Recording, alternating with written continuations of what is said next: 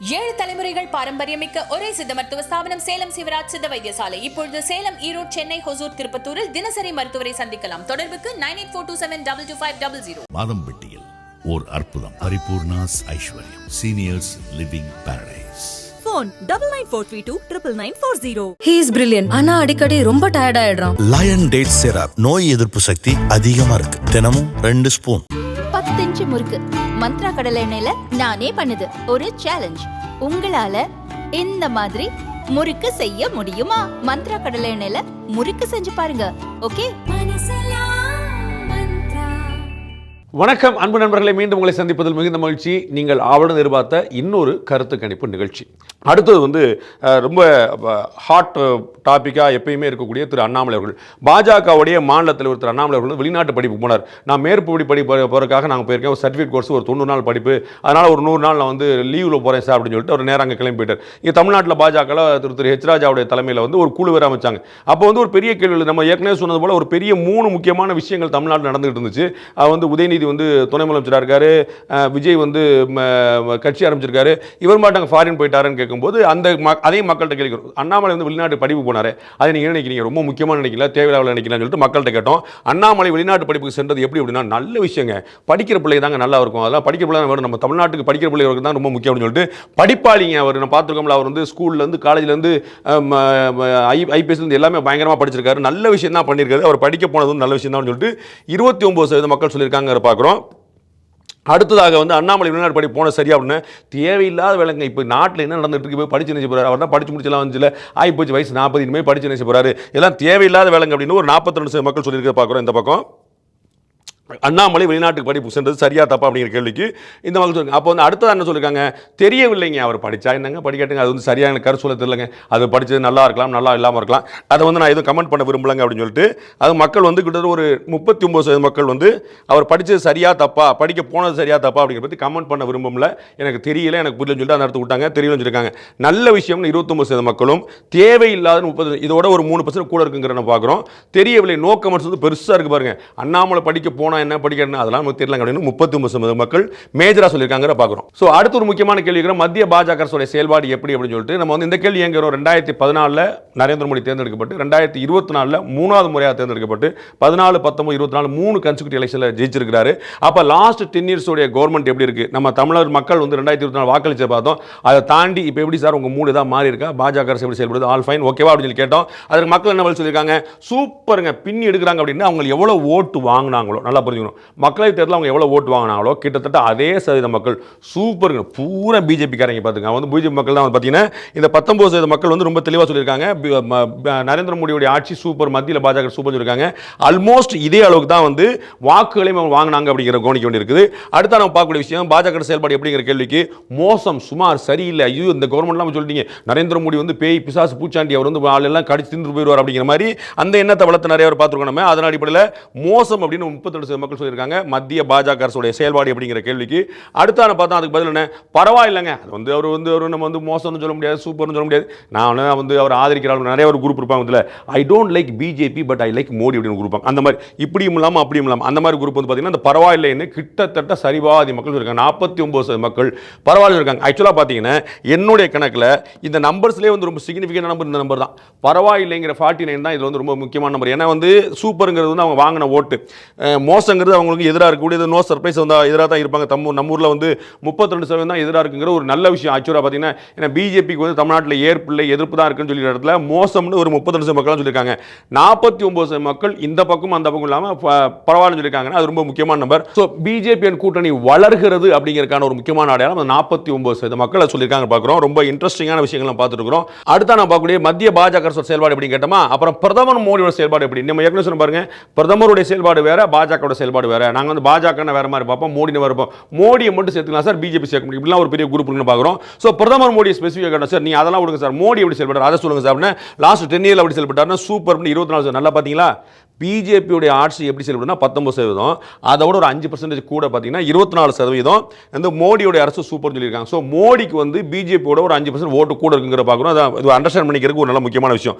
So அடுத்த நம்ம பார்க்குறோம் மோசங்க, அது வந்து மோடிலாம் செயல்பாடு பண்ணுங்க, அவர் பயங்கரங்க, வந்து நாங்கள் குஜராத் காலத்துலேயும் பார்த்துட்டு இருக்கோம், அவர்லாம் அப்படிலாம் கிடையாது, ரொம்ப மோசமான ஒரு அரசியல் தலைவருங்க, அதனால் வந்து நாங்கள் அவரை ஏற்க முடியாதுன்னு சொல்லிட்டு 30% மக்கள் சொல்லியிருக்க பார்க்குறோம். அடுத்தா வந்து எத்தனை சதவீத மக்கள் இருக்காங்க, பரவாயில்லை அப்படின்னு 46% மக்கள் சொல்லியிருக்க பார்க்குறோம். வந்து மத்தியில் இருக்கக்கூடிய மோடியுடைய செயல்பாடு, பாஜகவுடைய அரசுல பிரதமராக இருக்கக்கூடிய மோடியோட செயல்பாடு எப்படி பார்த்தா மோசமா இருக்கு அப்படின்னு 30% மக்கள், பரவாயில்லைன்னு 46% மக்கள், அதே போல சூப்பர் அப்படின்னு 20% மக்கள் சொல்லியிருக்க பார்க்குறோம்.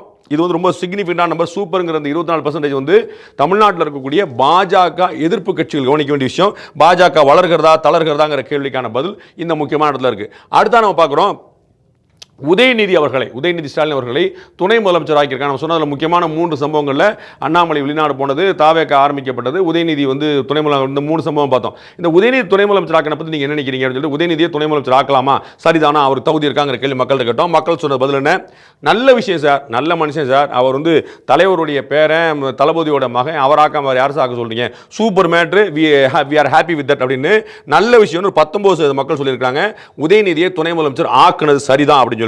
அப்புறம் அடுத்த கேள்விக்கு போறாங்க, அப்ப அவங்க விருப்பங்கன்னு பதில் சொல்றாங்க. அது வந்து அவங்க விருப்பம் சார், அவங்க ஆக்குறாங்க ஆக்காம போறாங்க, நம்ம என்ன சொல்ல முடியும், அவங்கள்ட்ட போய் துரைமுருகன் கோச்சிக்கிட்டாரு அவர் ஆக்குங்க, டிஆர் பாலு சீனியர் சொல்ல முடியுமா, தலைவர் நினைக்கிறாரு அவர் செய்யறாரு, அவங்க கட்சி அவங்க குடும்பம் அவர் முதலமைச்சர், இது வந்து சிஎம் உடைய ப்ரெரோகேட்டிவ் அப்படின்னு சொல்லிட்டு 37% மக்கள் இது அவருடைய விருப்பம், நாங்க வந்து சொல்றதுக்கு இல்லைன்னு சொல்லியிருக்காங்க 37% மக்கள்.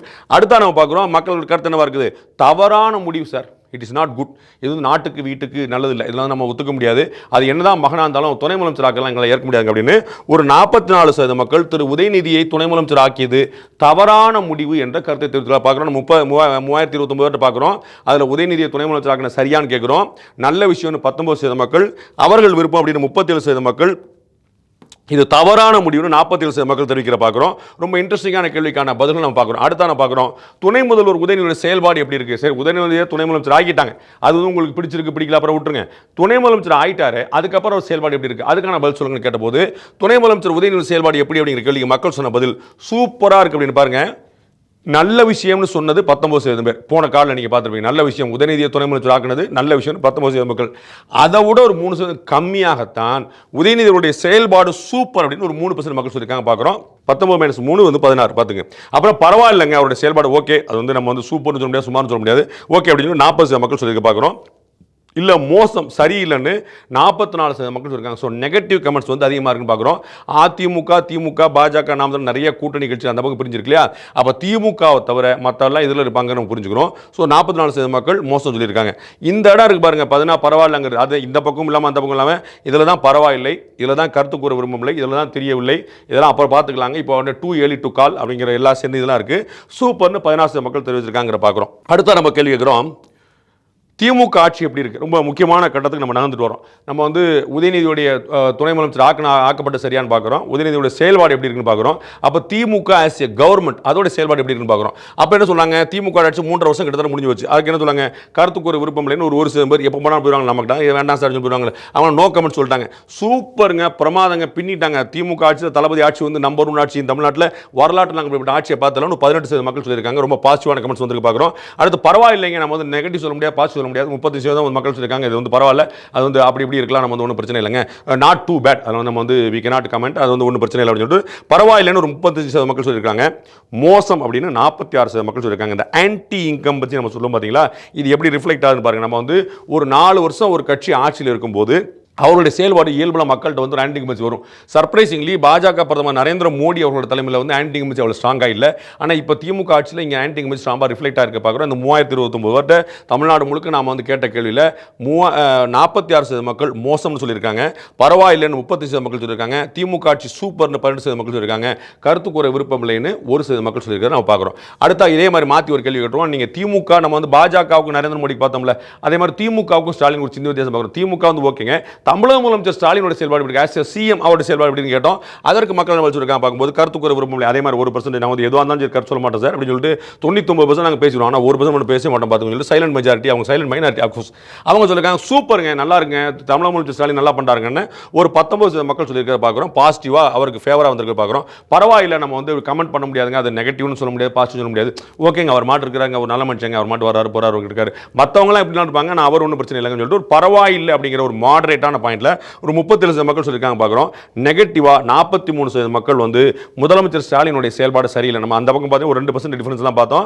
திமுக ஆட்சியோட செயல்பாடும் சரி, தமிழக முதலமைச்சரோட செயல்பாடும் சரி, இந்த மோசங்கிற இடத்துல இந்த நம்பர் நிற்கிறன்னு பார்க்குறோம். இதற்கான காரணம் இந்த ஆன்டி இன்கம்பன்சி ஸ்ட்ராங்காக எஸ்டாப்ளிஷ் ஆயிருக்கிறது எதிர்க்கட்சிகள் கவனிக்க வேண்டிய ஒரு முக்கியமான பாயிண்ட்.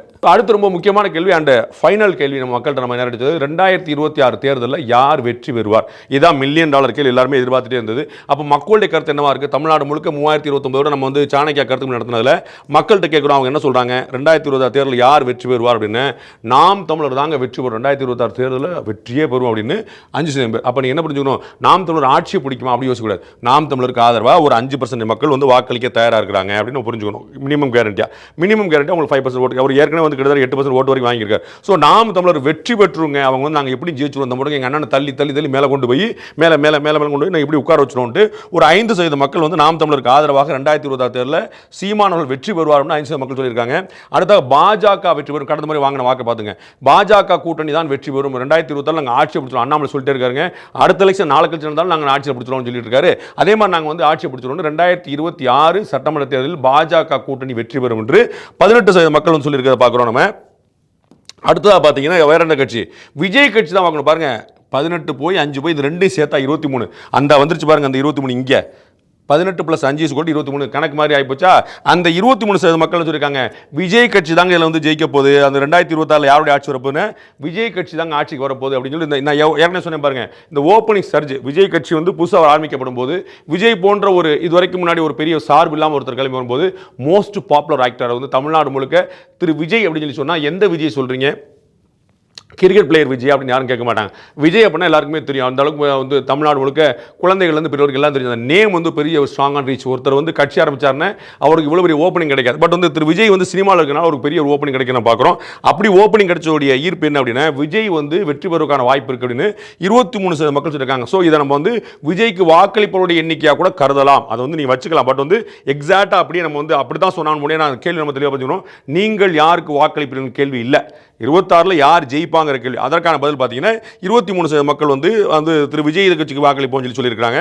விஜய் கட்சி தான் வெல்வதற்கான வாய்ப்பு இருக்குன்னு சொல்லியிருக்காங்க. அடுத்த பார்க்கும்போது அடுத்த எந்த கட்சி பார்த்தீங்கன்னா நாங்கள் வந்து அதிமுக தாங்க ஆட்சிக்கு வரும்னு அதே அளவுக்கு 23% பார்த்தோமா, அதே அளவுக்கு அதிமுக அளவுக்கு விஜய் கட்சி இருக்குது, விஜய் கட்சி அளவுக்கு அதிமுக இருக்குது. ரொம்ப முக்கியமான கேள்வி, இது முக்கியமான பதில்.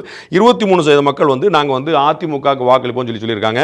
2026 தேர்தலில் அதிமுக வெல்ல வாய்ப்பு இருக்குன்னு 23% மக்கள், விஜய் கட்சி வெல்ல வாய்ப்பு இருக்குன்னு 23% மக்கள் சொல்லியிருக்காங்க பார்க்குறோம். அப்போ மிச்சம் யாருங்கன்னு அடுத்து பார்த்தீங்கன்னா வாங்கன்னு பார்த்தீங்கன்னா திமுகவுக்கு வாக்களிப்போம் 31% மக்கள் சொல்லியிருக்க பார்க்குறோம். ஸோ எங்களுடைய வாக்கு திமுகவுக்கு தான், மீண்டும் நாங்கள் திமுக தான் ஆட்சி பெறும் அப்படின்னு சொல்லிட்டு உள்ளதிலே மெஜாரிட்டி அதிகமாக திமுக ஆட்சி தான் 2024லும் 26லும் தொடரும் அப்படின்னு 31% மக்கள், அதிமுக தான் ஆட்சிக்கு வரப்போகிறது 23% மக்கள், அதே அளவுக்கு இணையாக விஜய் கட்சி தான் ஆட்சியை பிடிக்க போகிறது, தாவேக்கு தான் ஆட்சியை பிடிக்க போகிறது 23% மக்கள், இல்லைங்க பாஜக பாருங்க புரட்சி பண்ண போகுதுன்னு 18, நாம் தமிழர் அண்ணன் தனியாக இருந்தாலும் சிங்கிளாக இருந்தாலும் சிங்கிளாக வரும் ஆனால் ஆட்சி பிடிச்சிடும் 5% மக்கள் தெரிவிச்சிருக்க பார்க்குறோம். இது வந்து ரொம்ப இன்ட்ரெஸ்டிங்கான பதில். நீங்க பார்த்திருப்பீங்க 2026 யாரு ஆட்சியை பிடிக்க போறா அப்படிங்கிற கேள்விக்கு மக்கள் சொன்ன பதில் 31 திமுக, அதிமுக கூட்டணி 23, விஜய் கட்சி 23, பாஜக 18, நாம் தமிழர் 5.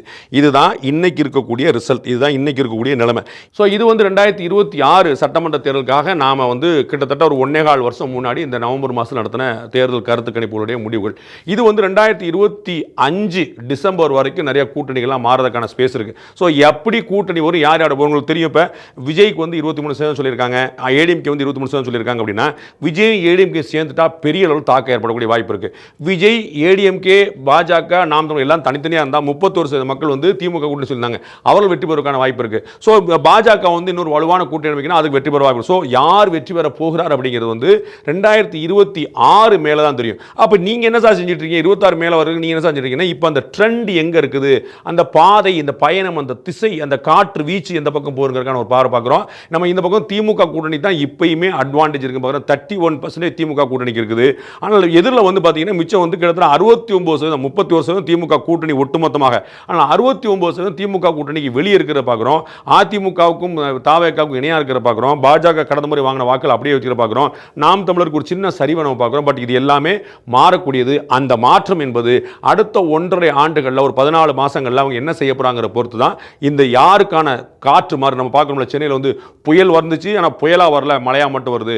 புயல் திசை திரும்பிடுச்சு, புயல் கரை கடைஞ்சுப்பாங்க. ஸோ அந்த புயல் வந்து காற்று வேதனால எப்படினாலும் மாறலாம். இப்போதைய நிலவரப்படி 31% திமுக கூட்டணிக்கும், 23% தாவக மற்றும் அதிமுக தலாவும், 19% பாஜகவுக்கும், 5% நாம் தமிழர் சீமானுக்குமாக அவர்கள் ஆட்சியை மீண்டும் 2026 பிடிப்பார்கள் அப்படிங்கிற நம்பிக்கை மக்கள் வெளிப்படுத்திருக்காங்க. இது அடுத்த கட்டமாக என்ன வருங்கிற every 3 months, every 4 months or 5 months ஏதாவது ஒரு கேப்பில் நம்ம வந்து தொடர்ந்து பார்த்துட்டு இருப்போம். 2026 சட்டமன்ற தேர்தலும் அதற்கு பிறகும் லைஃப் அண்ட் பியாண்ட் லைஃப் சொல்லுவாங்க. அது எப்போ பார்த்தாலும் அரசியல் வந்துச்சுன்னா நம்ம கேரண்டியாக நிற்போம். இந்த கருத்து கணிப்போடு மட்டுமல்ல, இன்னும் நிறைய விஷயங்கள் நம்ம பார்க்க போகிறோம். அடுத்தடுத்த விஷயங்கள் நம்ம வந்து இன்ட்ரெஸ்டிங்கான விஷயங்கள் பார்ப்போம். எந்த அரசியல் நிகழ்வாக இருந்தாலும் உங்களோட நாம் காத்திருக்கிறோம். இந்த ஒட்டுமொத்தமான நிகழ்வில் நம்ம மக்கள் பிஎஸ்ஜியோட ஸ்டூடெண்ட்ஸ் அண்டு சாணக்கிய நண்பர்கள் எல்லாருமே பெரிய அளவு துணை நின்றாங்க. இந்த விஷயங்கள் எவ்வளோ தூரம் சரியாக இருக்குங்கிறத உங்களுடைய பார்வைக்கு விட்டுரும், அரசியல் கட்சிகளுடைய மனசாட்சிக்கு விட்டுரும். மீண்டும் இன்னொரு சந்திப்போம். அதுவரை நன்றி, வணக்கம்.